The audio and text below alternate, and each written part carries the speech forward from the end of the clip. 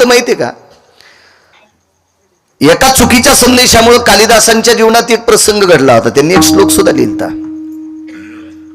एक विधवा स्त्री भगवान शिवजीच्या दर्शनाकरता चालली होती, पण त्या दिवशी शिवजीला शिवमुठ अर्पण केली एका बाईनं. खरं तर ती अर्पण करतेत का नाही मला काही त्याच्यातला एवढा अभ्यास नाही, पण तिनं मसुराच्या डाळीची शिवमुठ अर्पण केली. तांदळाची असावी, तिळाची असावी, जवाची असावी, गव्हाची असावी शिवमुठ. श्रावण मासात प्रत्येक सोमवारी शिवमुठ वेगवेगळी असती. जवाची आहे, तिळाची आहे, तांदळाची, गव्हाची अशी शिवमुठ अर्पण करत असतात शिवजींना. भगवंताला पाणी घालण्याचा पुरावा सुद्धा माझ्या 700 वर्षापूर्वी नामदेवरायने दिला. एक पसा पाणी एक बिल्वदळ, एक पसा पाणी एक बिल्वदळ. 700 वर्षापूर्वी नामदेवरायने लिहून ठेवलं. आपल्याला आपल्याचं पचत नाही. घरच्याचा इट, शेजाऱ्याचा भांगनीट. ऐकणारच नाहीत आपल्याचं. दुसऱ्यानं सांगितल्या वा वा वा वा, बघायचं काम नाही. शिवमुठीने मसुराच्या डाळीची समर्पित केली, आणि मसुराची डाळ ह्या झालरीच्या कलरची असती, अष्टगंधासारखी असती. मसुराच्या डाळी जर 2-3 लावल्या ना दिनेश बुवा, असं कोणी म्हणेल अष्टगंधच लावला. मसुराच्या डाळीचं वैशिष्ट्य वेगळं आहे. तुरीची डाळ दिसायला पिवळी, शिजिल्यावर पण पिवळी. हरभऱ्याची डाळ दिसायला पिवळी, शिजिल्यावर पण पिवळी. मसुराची डाळ दिसायला केसरी, शिजिल्यावर ढवळी. मी काय आचारी नाही, मी काय वरण घालणारी बाई बी नाही, पण मला वाचायचा छंद याच्याकरता माहिती आहे. विडाला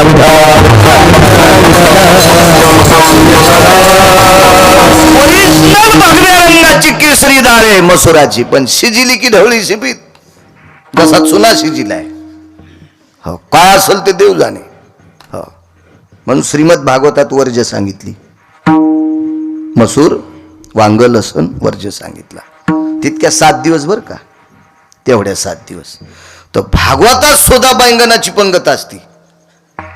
असू द्या ना, पण खपक्या चपाती, टोपल्यात टाकलेली पत्रवाळी, त्याच्यावर चपाती, त्याच्यावर खपक्या बैंगन. अरे बैंगण्या, निदान देवाला तरी बैंगन नेऊ नकोस ना रे बैंगण्या. लय बैंगन यायला आकली नाहीत, बंद बैंगन घेऊन जाते देठा सगट. अशी काही बैंगने. अरे वा, उडाला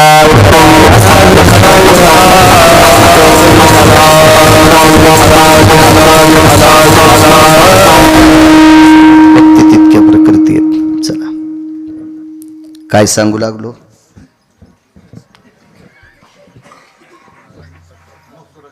हा, कुंकू मोठं लावायचं याच्यावर सांगत होतो. ती बाई विधवा दर्शनला गेली मारुती आपल्या महादेवाच्या, आणि भगवान शिवशंकराचं दर्शन घेण्याच्या सुद्धा पद्धती सांगितल्यात. त्या पद्धतीत आपण दर्शन घेतलं तरच ते पावतंय. तुमच्या मनानं काही करणं म्हणजे शेपुड्यानं तुळस खाणं. शेपुडीला अक्कल असती का? ती काही हानी, ती करंडीतच असती ती. हो, करंडीतच असती शेपुडी, काय विषय नसतोय. आपल्या मनानं काय नाही करायचं. देवाला कधी पाणी घालावं, काय घालावं याचा नियम आहे. आपले नियम सगळे धाब्यावर. अहो, काही माणसं सोहळ्यात जातात, आळंदी ते पंढरपूर पायी चलतेत, आणि द्वादशीच्या दिवशी इतकी त्याला गडबड असती, इतकी गडबड असती. याला जसं 30-40 वर्षाच्या नंतर पोरगं आलंय. हो, आणि नेमकी त्रयोदशीला त्याची बायको बाळातीन आली, आणि हो का डॉक्टर आहे का तिचं बाळांपण करायला निघायला. रातच्या 12 वाजताच आंघोळ करीतून बारशी द्वादश सोडी. तू गौऱ्या खाल्ले इतकं पाप लागून सुमळ्या तुला. काही नियम आहेत का नाही? काही परंपरा आहेत, नियम आहेत का? तीर्थावर कोण्या वेळेला काय अधिष्ठान असतंय याच्या काही मर्यादा सांगितल्या. आपण मनानच काही पण करणं. हल्ली महादेवाला कोरडं होत देणत. हो, त्याला सर्दी होणी म्हणजे बरी आहे. हो, भगवान शिवजीला सर्दी झाल्या आपल्या नाकातून काय पडेन याचा मेळच लागणार नाही. पुढची लवकर नाही सरकली म्हणून मागची न तांब्याच आणला तिच्या पाठीत. काय ह्या शेपुड्या उतवाल्यासारखा कारभार आहे. काय याला काय परमार्थ अधोगतीचे लक्षण येते. अहो परमार्थिक क्षेत्रात जर वितंडवाद होत असेल तर प्रगतीचं लक्षण नाही, हे अधोगतीचं लक्षण आहे. विठाला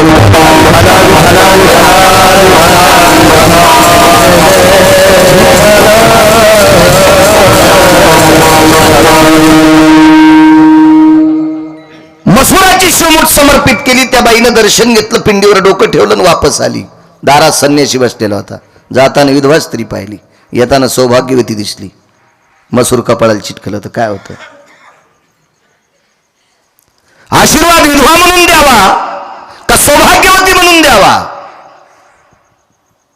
एका फार मोठा साधू संभ्रमात पडला. आपले कपाळ पाहिल्यावर सुद्धा काही काही लोक संभ्रमात पडतील. लावाण टिकल्या नका लावू, कुंकू टिकली का लाईनत, पण जरा दिसली पाहिजे अशी लावा. काही काहीने सांगाव लावंगाव मंगळवार, हो खडी साखरावर बुधवार. त्या दिवशी पांढरच खाचन, साडी पांढरीत नेसायची. पप्याचा बाप जिता असताना ढवळी साडी. वा वा वा वा वा वा वा वा. अशी बाई ज्या गावात आहे त्या गावात दुष्काळ पडत असतो. मी नाही सांगत, मालकाचा पुरावा आहे. असं नाही करायचं माझ्या माईनं. ज्ञानोबराय तुकोबरायच्या राज्यातल्या मावल्यांनी कोण्याही भंगाऱ्याचं ऐकायचं नाही, कोण्याही नालायकाचं ऐकायचं नाही. गाथा सांगेल तसं वागायचं, ज्ञानेश्वरी सांगेल असं वागायचं, आपली ग्रंथ संपदा सांगेल असं वागायचं. काल परवा आलेल्या भंगिऱ्यानं काही सांगावा आणि आपण ते ऐकावा, कशाला विचार करतात? लवंगाव मंगळवार धरायली, तापून गेली. पप्याच्या बापावर वसकली, इतकी वसकली की त्याला अटॅक आला. काय बाई काय येडेवानी करायली तू? एकादशी सांगितल्या 24, 5 परवान्या सांगितल्या आणि सोमवार उपास सांगितला. शक्य असल्यास प्रदोष, याच्या व्यतिरिक्त उपास नाही पुराणात सांगितले. आणि कोणी सांगितले असतील तर मला दाखवा, मी त्याच्या बुटाचं मंदिर बांधतो. काय वेडेवानी काम करता तुम्ही? आणि काही बी नवरात्रात एक बाई म्हणली, महाराज काय नाही नवरात्रात भेंड्या जमत आहेत. मी देवी शिळी होती का भेंड्या खायला? भेंड्या म्हणते कोणी, भेंडर म्हणते. देवी शेळी होती का? शेळीचा अवतार आहे का तिचा भेंड्या खायला? काही उपास धरी ती. अहो माणसं पण काय काय 9 दिवस काय काय चप्पल घालीनत, 9 दिवस साबुदाणा हानी तू, आणि दसरा झाला की घोरपडी धरी तू.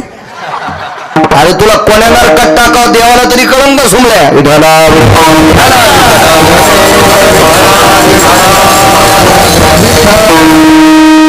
चुकीचं करायचं नाही, कुंकू लावायचा.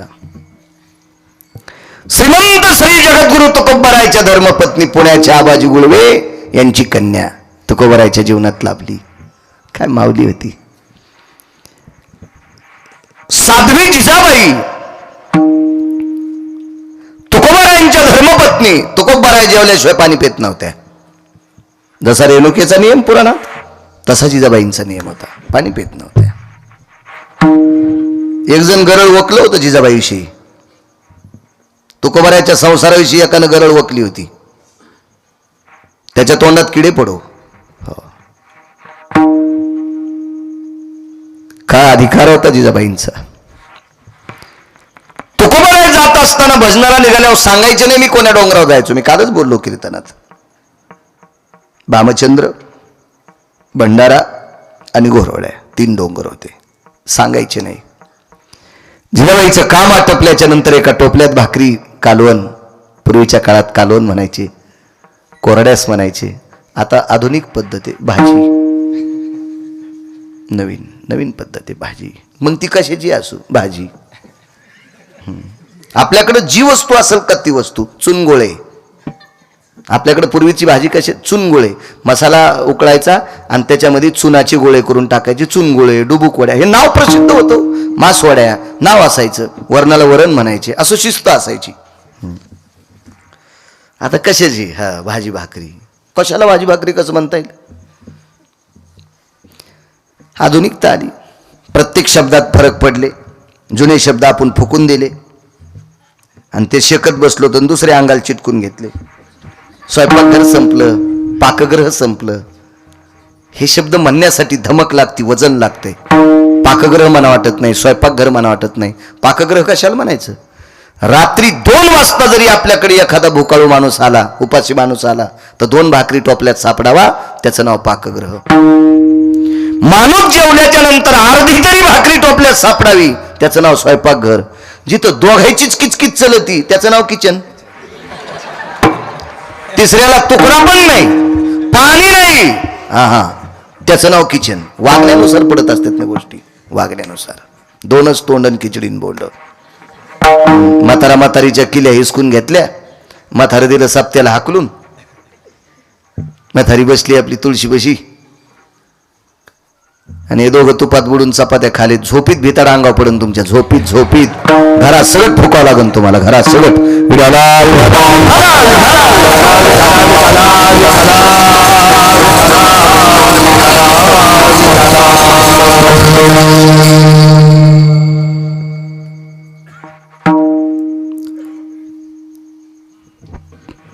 महाराजांच्या भाकरी घेऊन आईसाहेब निघाल्या. एका डोंगरावर पोचल्या. बराच वेळ त्यांचं भजनाचं ठिकाण आजूबाजूला बघितलं, पण तुकोबारायवरी सापडले नाही. खाली आल्या आणि खाली आल्याच्या नंतर आकाशाकडे बघितलं, बऱ्यापैकी सूर्य ढळलेला होता. अंतकरण खोचलं, देवा मालकाला किती वेळ झाला दुपारच्या जेवणाला, कोण्या डोंगरावर असतील. आणि तुकोबाराय पुन्हा तिथे गेले. तुकोबारायच्या ठिकाणी जिजाबाई आईसाहेब पोचल्या. वाढली भाकरी. काय होतं जेवायला? एक भाकरीचं पानग, त्याच्यासोबत एक मिठाचा कडा. तो टेकला आणि पाणी होतं, पाणी डोक्यावर टोपलं, त्याच्यात एक पाण्याचं मडकं होतं. तुकोबाराय पुढे टेकलं, हात धुतले, ती भाकरी मिठाच्या खड्यासोबत खाल्ली, पाणी पिलं. तुकोबाराय जिजाबाईला म्हणायचे, आवले, आवडीन आवले म्हणायचे, आवले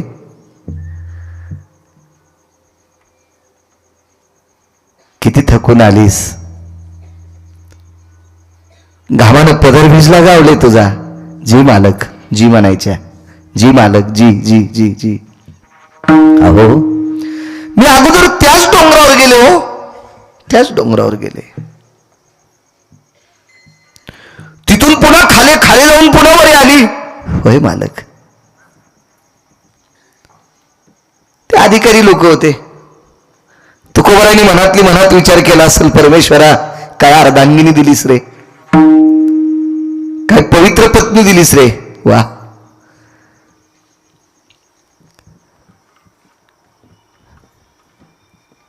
तुकोबारायांनी जेवण झाल्यावर हात धुतल्याच्या नंतर प्रसन्न चेहऱ्याने पाहिलं आपल्या मालकाकडं.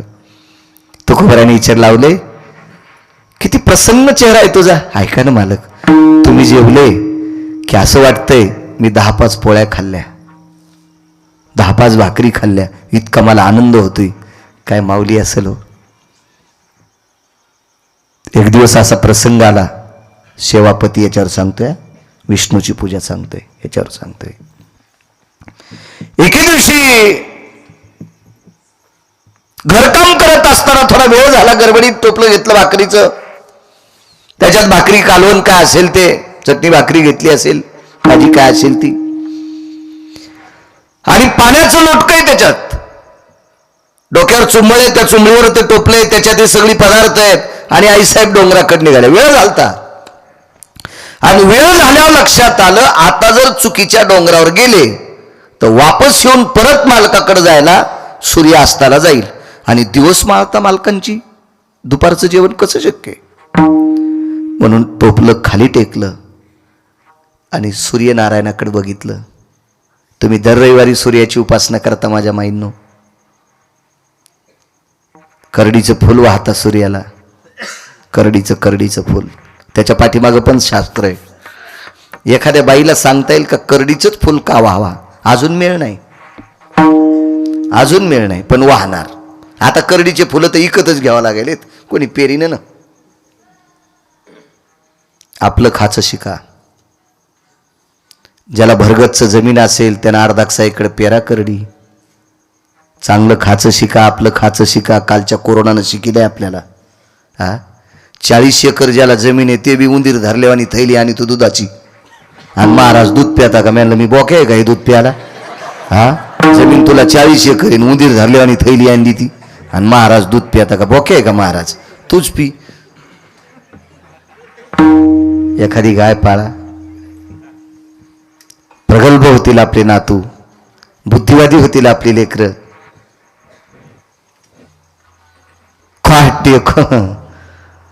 हो, बाजारात दिसला म्हणजे त्याची इतकी कडक टोपी की त्याच्या टोपीनं ऊस तोडावा. हो तात्या, तुमच्या टोपीवर नाही बोलत, हा, तुमची पहिल्यापासूनच कडक आहे ना. शेतकरी तात्याकडे ऊसगीत छान असते, मस्त. पाळली पाहिजे एखादी गाय, मसड पण असावी, म्हशीच्या पण विरोधात नाही गेले, असावी. प्रगल्भ होतीत लेकरं. चला, भगवान सूर्यनारायणाला प्रणाम केला. आई लेकरावर जितकं प्रेम करते तितकं प्रेम जर मी माझ्या पतीवर केलं असेल, मला रस्ता दाखवणारे माझे मालक कोण्या डोंगरावर गेलेत. सूर्याला हात जोडेत मामा, सूर्याला हात जोडेत. आई लेकरावर जितकं प्रेम करते इतकं प्रेम जर माझ्या पतीवर केलं असेल, जिजाबाईनं परवर भरल्याच्या नंतर आपल्या आईचं दर्शन घेतलं होतं. परवर हा शेवटचा कार्यक्रम असतो, महिला मंडळीला माहीत असतो. परवर भरणं सगळ्यात शेवटचा कार्यक्रम लग्नातला. आईचं दर्शन घेतलं आणि जिजाबाईच्या आईनं मुलीला कुरवाळलं असं आणि पाठीवर थाप टाकली, बाई मालकाची सेवा पांडुरंगा इतकी कर. आमचं दैवत काय?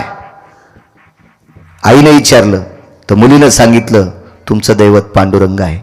मग आम्ही पांडुरंगावर जितकं प्रेम करतो तितकं तो तुझ्या नवऱ्यावर कर, देव तुझं कल्याण करील. आईनं सांगितल्यानुसार आईनं सांगत जावा. अशा आई संगच कडही देतात. निबर बुडाची गेल्या गेल्या व्हायला निघ, एका दरुजाचे 2 तुकडे. कोरक बसती बाई त्या सासूचे लुगडे धूत, काय ते मथार त्याची बसती माय धोत्र धूत. हो, अशी माय जी लेकीला शिकील का, जी माय असं लेकीला शिकील का, तिची सून झोपीत घासलेट टाकून फुकीन तिला. कारण तू तुझ्या लेकीला इतकं घाण शिकल्यावर तुला येणारी सून चांगली कशी येईन? तुला तर जिथं फुकीन ना, जिथं. हा, आपली सून कोणा, आपली लेक कोणाची तरी सून आहे, मग कोणाची तरी लेक आपली सून आहे असा विचार करून जर जीवन जगलं ना, तर त्याचंच नाव परमार्थ आहे. कशाला भागवत ऐकायची, कशाला रामायण ऐकायची, कशाला कीर्तन ऐकायची? आपण रक्ताच्या नात्यातल्या लोकांना जर नीट जीव लाईत नसल तर आपली लायकी आहे का कीर्तन ऐकायची? एका घरी गेलोत महाराज, तर देवाला फॅन होता. देवाला देवघरात असा फॅन लावलेला बारीकसा मस्त फॅन होता.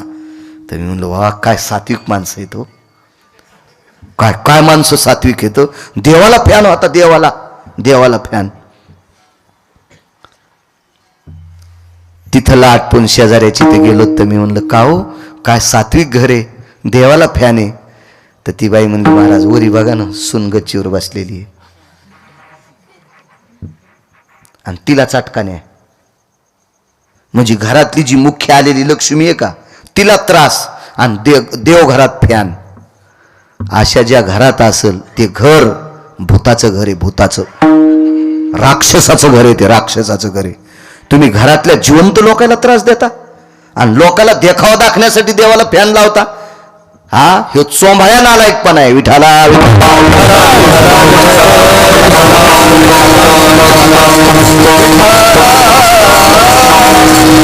चुकीच्या गोष्टी ते काम ऐकायची धड नाही, त्याची परत्र पुसशी काही. ज्याला इथं नीट वागता येत नाही त्याला परमार्थात येण्याची काय पात्रता आहे, लायकी तरी काय?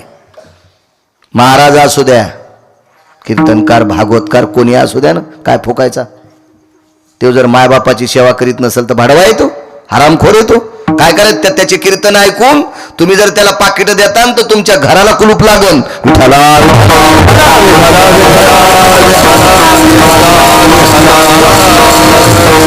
भगवते असेल, महाराज असेल, गायक असेल, रामायणकार, भागवतकार, कोणी असू द्या, आईवडिलांना मान्यता देणारी व्यक्ती असावा, त्याला किंमत असते. चला काय सांगू लागलो, सूर्याला विचारलो, आई लेकरावर प्रेम करते, इतकं जर प्रेम माझ्या पतीवर केलं असेल, मला रस्ता दाखवशील?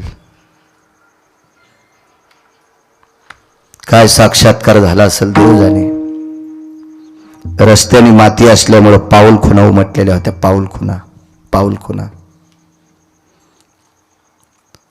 आणि श्रुतीने संदेश दिला, माय ज्या पाऊल खुणाला कान लावल्याच्या नंतर त्या पाऊल खुणातून रामकृष्ण हरी आवाज येईल किंवा विठ्ठल आवाज येईल, ते पावलं तुकोबरायचे, आणि ते पावलं जिकडे गेले असतील तिकडे तुकोबराय गेले, असं श्रुतीनं सांगितलं. बऱ्यापैकी काही लोक रस्ता असल्यामुळे चालत होते, त्या रस्त्याने चालत होते. सगळं काही शेवेचं पुण्य एकवटलं होतं. मालकावर निष्ठा किती होती सांगू तुम्हाला. तुकोबरायच्या जीवनातली धर्मपत्नी त्यांची इतकी अधिकारी होती. तुकोबराय किती अधिकारी होते गिरगावच्या बाळ्याला सांगता येतं व्हय? माझी लायकी आहे का तुकोबराय सांगण्याची? केवढे अधिकारी असतील तुकोबराय, किती अधिकारी असतील, त्यांची पत्नी किती अधिकारी होती ऐका. पंढरपुरातल्या मालकाच्या मनात असा भाव निर्माण झाला की मी तुकोबरायच्या पत्नीच्या पायाची माती खावी. विठ्ठल, माती खावी अशी इच्छा झाली. पण कशी खा? सरळ जवळ पांडुरंग आले तर चेअरमन माती खाऊ देईल का जिजाबाई? नाही खाऊ देणार. म्हणून पंढरपुरातल्या मालकाने काट्याला आज्ञा दिली.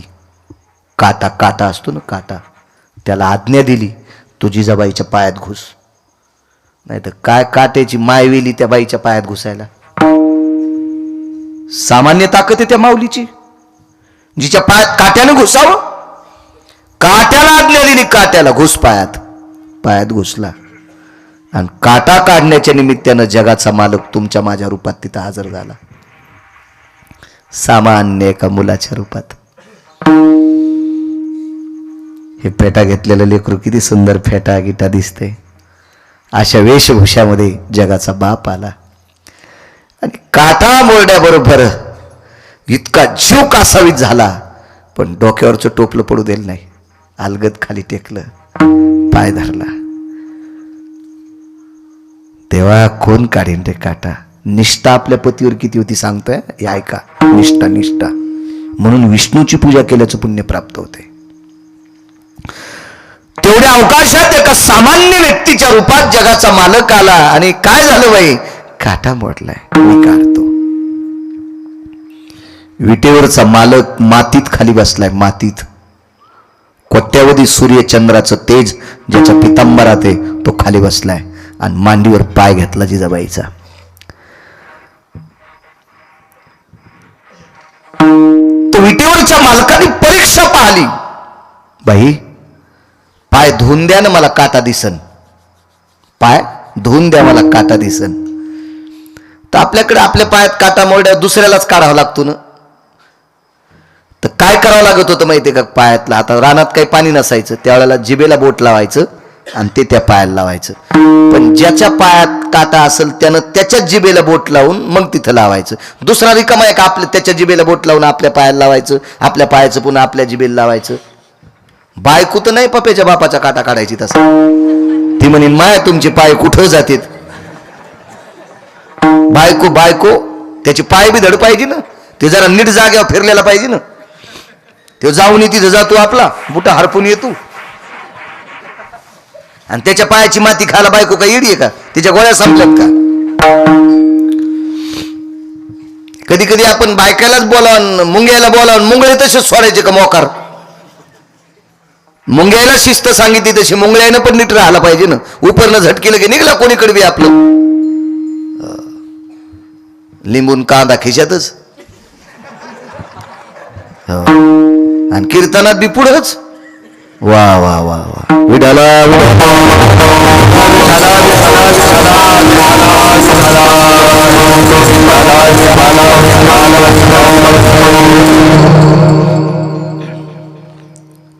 मालकाने विचारलं पंढरपुरातल्या माणसाच्या रूपात, बाई तुमच्या टोपल्यात पाणी येणं, त्या पाण्यानं पाय धुवानं. काय म्हणले असतील जिजाबाई, दादा मालकाला जेवण झाल्यावर प्यायचं पाणी आहे रे, मालकाला जेवण झाल्यावर हे प्यायचं पाणी आहे रे, आणि या पाण्यानं मी नाही पाय धुवू शकत. काय वाटलं संध्यावाला, जिच्या पायात आरपार काटा बोर्ड आहे, स्वतःच्या वेदनेची काळजी नाही, पण मालकासाठी घरून आणलेलं पाणी त्यानं पाय धुवायचा नाही. काय अंतकरण द्रवलं असेल त्या मालकाचं. आणि त्यावेळेला विटेवरच्या मालकाने पाय मांडीवर घेतला आणि स्वतःच्या जिभेला बोट लावले आणि ते बोट जिजाबाईच्या पायाला लावले. एकदा लावणं ठीक आहे, एकदा लावणं ठीक आहे, पण जिभेला लावलेलं बोट जिजाबाईच्या पायाला लावायचं आणि जिजाबाईच्या पायाला लावलेलं बोट पुन्हा जिभेला लावायचं आणि जिभेला लागलेली माती गिळून घ्यायची आणि पुन्हा बोट साफ करून पुन्हा पायाला लावायचं, पुन्हा बोट भरलेलं पुन्हा जिभेनं चाटायचं. म्हणजे वारंवार जिजाबाईच्या पायाची माती खावी अशी अपेक्षा पंढरपुरातल्या मालकाच्या अंतकरणात होती. श्रीमद भागवतात वर्णन आलं, राधेनं इसळलेली पाये ते पाणी त्याने एकदा पिलं. आणि मग इकडे नामदेवरायच्या चरित्रात जर पाहायला गेलं तर कानोगोवारीनं सांडलेलं दूध सगळ्याच्या पायानं तुडवलं आणि हे दूध सुद्धा भरलं आणि विटेवरच्या मालकाला प्यावं लागलं. खाली येऊन दूध पिवो मोरे गोविंद लाला, प्यावं लागलं दूध. योग असा आला, वारंवार ते चाटीत राहिले. प्रभू श्रुतीने प्रश्न केला देवाला, प्रभू एक विचारावं, देवा हे कुठल्या आश्चर्यात मांडावं आम्ही आता, देवा हे कुण्या आश्चर्यात मांडावं. ब्रह्मांडाच्या मालकाने एका वारकऱ्याच्या पत्नीच्या पायाची माती चाटावी, हे कुठलं आश्चर्य आहे? जगात काही आश्चर्य येत ना, हे कोण्या आश्चर्यात मांडायचं? तर विटेवरच्या मालकानं सांगितलं, सर्व आश्चर्य या आश्चर्याची बरोबरी करू शकत नाहीत. मग तेव्हा तुम्ही एवढे वेडे झाले, एका सामान्य स्त्रीच्या पायाची माती तुम्ही चाटावी. विटेवरच्या मालकानं श्रुतीला सांगावं, ती सामान्य स्त्री नाही, देवापेक्षा स्वतःच्या प्राणापेक्षा आपल्या पतीवर प्रेम करणारी स्त्री जिजाबाई आहे. हिच्याकरता तिच्या पायाची माती खातोय. या सेवेचं पुण्य काय? विश्वातल्या प्रत्येक देवतेच्या पूजेचा सन्मान, सेवेची ताकद तिला प्राप्त झाली. ती फक्त आपल्या मालकाच्या सेवेत इतकी मोठी ताकद आहे, म्हणून मालक पहिल्या कडव्यात म्हणतात, स्वामी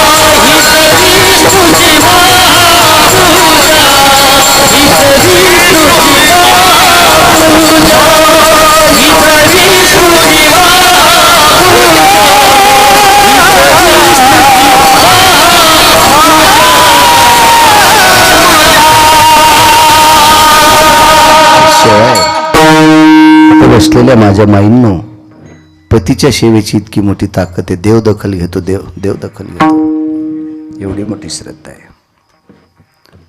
आपल्या मालकाची सेवा करणाऱ्या या महाराष्ट्राच्या मातीला लाभलेल्या अमोघ स्त्रिया सापडतील तुम्हाला, अमोघ अमोघ सापडतील. खूप सर्वात सर्वोत्तम सेवा कोणती असेल तर ती आपल्या पतीची सेवा आहे. एक महाराष्ट्रात एक स्त्री होऊन गेली,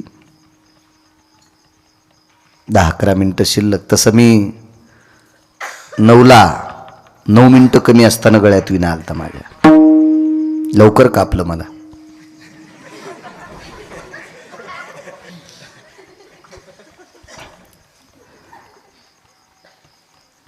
पन्नास 55 वर्षे एका व्यक्तीने संसार केला. शेवटचा पुरावा सांगतोय. 50-55 वर्ष संसार केला आणि हा प्रपंच केल्याच्या नंतर एके दिवशी लक्षात आला आता किती दिवस आपण प्रपंच करायचा आहे. मुलांकडे कारभार देऊन टाकला आणि ज्या दिवशी आधी 7-8 दिवसानं कारभार दिला आणि एके दिवशी दररोज आंघोळीला जाताना टावेल खांद्यावरून बाथरूमला घेऊन जायचे.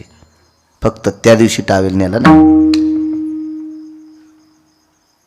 महाराष्ट्रातले संत आहेत ते, टावेल नेला नाही. आणि आंघोळा आटपल्याच्या नंतर आवाज दिला, माय टावेल घेऊन ये बरं. घरात फक्त बायकोच होती. तर बायकोच्या लक्षात आलं आपले मालक माय कधी म्हणतच नाहीत, कधी टावेल विसरत नाहीत. आणि विसरला तरी माझं नाव घेऊन किंवा अगं टावेल आणगा असं म्हणतात, माय म्हणत नाहीत कधी. पत्नीने विचारलं, आपण याच्यावर चर्चा करणं मूर्खपणाचं टोक आहे. आता त्यांची आंघोळ आटपली, आपण टावेल नेऊन द्यावा. माय टावेल दे ग, असा तोंडातून शब्द पडला आणि बायकोनं बाथरूम मध्ये टावेल देऊन टाकली. बाई सात्विक होती, सदाचारी होती, पुण्यशील होती, मनात खिन्न होत होती. मला माय का म्हटले असतील. आणि तिच्या मनात जो विचार येत होता तोच विचार झाला. जो गोपीचंद राजाने व्यवहार केला तोच व्यवहार त्या स्त्रीने केला, मामा त्या पुरुषाने केला. आणि माय शब्द वापरला. टावेल गुंडाळली आणि लागलीच हात पुढे केला, माय भिक्षा देशील. हातावर साखर घेतली आणि घराच्या बाहेर पडले. मालक, माय तुला काय म्हणायचं ते म्हण, तू आता माझी पत्नी नाही. महाराष्ट्रातल्या भारत देशातल्या इतर स्त्रिया जशा आहेत तशी तू माझ्यासाठी आहेस. मी आता उबगलो, संसाराच्या तापे तापलो मी देवा, करिता या सेवा कुटुंबाची. आता बाईनं प्रणाम केला. त्या बाईनं निष्ठा ठेवली. आपल्या मालकाने जरी आपल्याला आई म्हटलं असेल, पण आपण मात्र आपल्या मालकाला मालकच समजावा. निष्ठा किती होती पहा. बराच दिवस अंतकरणात ही निष्ठा ठेवली. रोज जेवायला बसल्याच्या नंतर पहिला घास घेत असताना मालकाचं नाव घेऊन घास खायची. देवाचं नाव घेणं बंद केलं त्या दिवसापासून. कृष्णार्पण म्हणत नव्हती, मालकाचं नाव घ्यायचं आदरानं आणि घास घ्यायचा. 12 वर्ष निघून गेले. एक तपश्चर्या झाली आणि 13व्या वर्षी कपाळावर बोट ठेवलं आणि विचारलंय, पातिवृत्य आहे की नाही आमच्याकडे. त्या दिवसापासून नियम बदलला. ताट 2 लावायचे, एक ताट आपल्या पतीला आणि एक ताट स्वतःला. पतीला जे ताट असते ते देवघरात ताट ठेवायचं, त्या ताटावरचा तुकडा मोडायचा, ते ताट झाकून ठेवायचं, पाणी फिरून नमस्कार करायचा आणि एकच म्हणायचं, पती परमेश्वरा जेवण करा, करा पती परमेश्वरा जेवण करा. आणि आपण आपलं ताट वाढून दुपारचं जेवायचं. दुसऱ्या दिवशी सकाळी ताट काढलं देवघरातलं की ताटात काही शिल्लक नसायचं. Oh,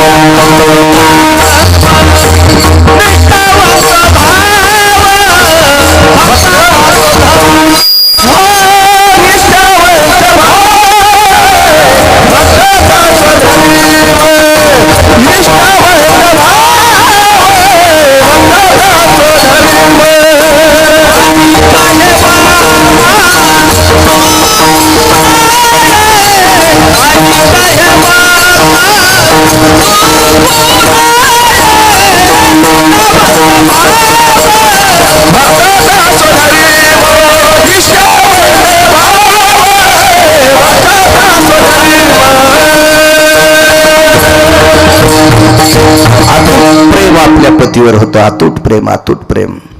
पतिव्रता नेने आणि काची स्तुती. तिला काय आवडत नव्हतं दुसरं. तिच्या पात्रातला प्रसाद तिचे मालक, विटेवरचा मालक त्यांच्या मुखारविंदात घालीत होता. काय ताकद आहे माझ्या माईंनो, इतक्या मोठ्या आहात तुम्ही. या भारत देशाची सर्वात मोठी जडवड श्रीमंती काय असेल, त्या देशाची स्त्री आहे. या पवित्र मकर संक्रांतीच्या पर्व काळावर या माऊल्यांना यांच्या सौभाग्याला गोड अशा प्रकारचं आयुष्य लाभो, दीर्घ आयुष्य लाभो, अशी विटेवरच्या मालकाच्या चरणी गिरगावकराची प्रार्थना. इथं बसलेल्या प्रत्येक माऊलीला तिच्या कपाळावरचं कुंकू कायम स्वरूपी तिच्या कपाळावर राहो, तिच्या मालकाला दृढ आयुष्य प्राप्त हो, अशा या मकर संक्रांतीच्या पर्व काळावर विटेवरच्या मालकाच्या चरणी प्रार्थना. माझ्यात ताकद आयुष्य द्यायची अशा पर्व काळावर पुरुषांना गोड या मकर संक्रांतीच्या गोड गोड शुभेच्छा देतो. तिळ स्नेह आहे, स्नेह म्हणजे तेल आणि गुळातला गोडवा, स्नेहयुक्त हे गुळ आणि तीळ याचा गोडसा गोडवा आपल्या जीवनात कायमस्वरूपी राहो. मित्रांच्या सानिध्यात असेल, एखाद्या एसटीत बसला असताल, त्याला जागा देण्याचा गोडवा तुमच्या अंतःकरणात. बस बाबा, आम्ही तिघं बसलोत पण एका कोपऱ्यावर तू बस. प्रवासात असो, कुठेही असो, असा गोडवा आपल्या अंतःकरणात असावा. शेजाऱ्या पाजाऱ्याविषयी आपल्या अंतःकरणात गोडवा असावा. शेतकरी कोणी शेतकरी असतोच शेजारी, त्याच्याविषयी सुद्धा बाण करू नये असा गोड गोडवा आपल्या अंतःकरणात असावा. मधात तसेच बद पडू द्याला आणि कडी लावत गेला की उभाटे आऊत आणायला. मोडन एखाद्याशी पाय, तो येडेवानी करू नको, ह्याडगाळून पडशील, तोंडात रुमणं जाईन. हो, कोण्याच हॉस्पिटलमध्ये ऑपरेशन होणार नाही. येडेवानी करू नकोस असं तू. मधात काजू लाव, बदाम लाव, मधात तसंच बदाड पडू द्याला आणि बांधालाच येणा द्याला. येडपट हे कर तू, कोंबड्यावानी काऊन उकरायला, असं करू नको. असा गोडवा नाही. शेजाऱ्या पाजाऱ्याशी गोड वागावा, चांगलं वागावं, तत्वानं वागावं, नियमानं वागावा, असा सात्विक गोडवा प्रत्येकाच्या अंतःकरणात या मकर संक्रांतीच्या योगावर यावा. अशा गोड गोड गोड गोड शुभेच्छा तुम्हाला देतो आणि माझ्या वाणीला विराम देतो. माईनो, सर्वात मोठी सेवा आपल्या पतीची. आता प्रारब्ध योगाने तुम्हाला पती कसा भेटला असेल ते तुमच्या प्रारब्धाचा वाद आहे, ते त्याच्याशी संबंध आहे, काही ते दुसऱ्याचा काही संबंध नाही. एक माँ के दो बच्चे, दुजा दुजा नाम, एक बसाई ग्राम, एक बसाई झोपडी. एका माईला 2 लेकरं होते, ते सारखे होऊ शकत नाहीत. एका आईला कितीतरी मुली असतात, त्या सुद्धा सारख्या ठिकाणी जाऊ शकत नाहीत. हे ज्याचं त्याचं प्रारब्ध आहे.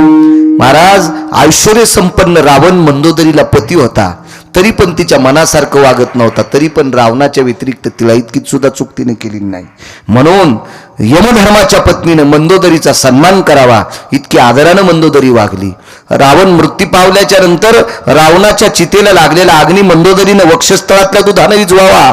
इतकी सात्विक, अगोदर आपलं प्रेत शरीर जाळलं आणि मग मालकाचं शरीर जाळावा, इतकी मालकावर निष्ठा ठेवणारी यमधर्माच्या पत्नीनं तिचं संगोपन करावं, तिची सेवा करावी, तिचा आदर करावा, तिचा सन्मान करावा. आपल्या पती सेवेची ताकद इतकी मोठी असती. माझ्या माईंनो, तुमच्यातली एक माऊली, तिनं 3.5 घंटे सूर्य थांबिला. तिचं नाव होतं लोपामुद्रा. महर्षी अगस्तीची पत्नी. अगस्ती सामान्य नव्हते. एका आचमने माझा पिता जयाने प्राशिला, म्हणून मी बहुभहिते गया साधू कुळाला. स्वतः लक्ष्मी सांगते, एका घोटात माझ्या पित्याला पिऊन टाकलं. एवढी महाराज लोक अधिकारी आहेत. तो अगस्ती महर्षी होते. महाराज प्रभू रामचंद्राला सुद्धा अगस्ती महर्षी, प्रभू रामचंद्राने अगस्तीला जेव घातलं. पाणी पाजायची ताकद नव्हती.